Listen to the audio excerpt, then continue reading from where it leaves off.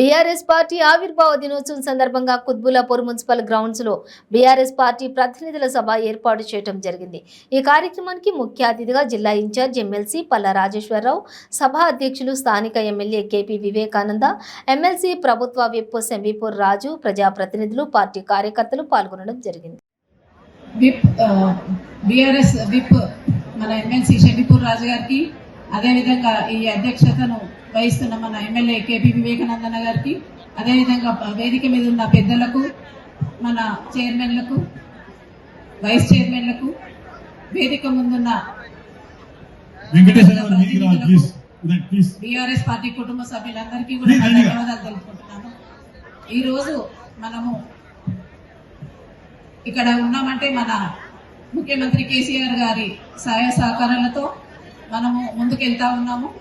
మనము మన తెలంగాణ ప్రభుత్వాన్ని ఏ విధంగా అయితే అభివృద్ధి చేసుకుంటున్నామో మరి మీ అందరికీ తెలిసి ఉంది। మరి మనమందరం కూడా రేపు రాబోయే కాలంలో మన రాష్ట్ర ప్రభుత్వం, మన కేంద్ర ప్రభుత్వాన్ని కూడా ఇంకా పెద్ద ఎత్తున అభివృద్ధి చేసుకోవాలని కోరుకుంటూ మనమందరం కూడా ప్రజల మధ్యకు తీసుకెళ్లి వారి అందరికీ కూడా బలపరచాలని కోరుకుంటూ మనమందరం కూడా మళ్ళీ మన ప్రభుత్వాన్ని తీసుకురావాలని కూడా నేను కోరుతా ఉన్నాను।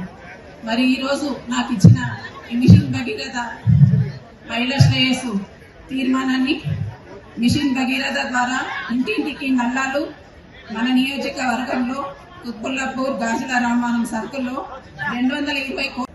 జై కేసీఆర్, జై కేటీఆర్। కుత్బుల్లాపూర్ నియోజకవర్గ ప్రతినిధుల సమావేశానికి అధ్యక్షత వహించిన మన ప్రియతమ నాయకులు, సీనియర్ శాసనసభ్యులు కేపీ వివేకానంద గారు, మీకు ఈ సమావేశాన్ని తన యొక్క స్వాగతోపన్యాసంతో మీ అందరినీ కూడా ఆహ్వానించిన నా మిత్రులు, ఈ నియోజకవర్గానికి రామలక్ష్మణులో ఒకరైన మన పార్టీ జిల్లా అధ్యక్షులు అన్న సెంబీపూర్ రాజు గారు, వేదిక మీద ఆసీనులైన మిగతా అందరు పెద్దలు, కార్పొరేషన్ మేయర్ గారు, మిగతా మున్సిపల్ చైర్మన్ గారు, కార్పొరేటర్లు, సీనియర్ నాయకులు, ఉద్యమకారులు, వేదిక ముందు ఆసీనులైన నాయకులు, కార్యకర్తలు, అక్కజనులు, అన్నదమ్ములు అందరికీ కూడా చేతులెత్తి నమస్కరిస్తా ఉన్నాను। ఇవాళ రాష్ట్రం మొత్తం మీద కూడా భారత రాష్ట్ర సమితి యొక్క ప్లీనరీ సమావేశాలు, ప్రతినిధుల సమావేశాలు జరుగుతున్నాయి।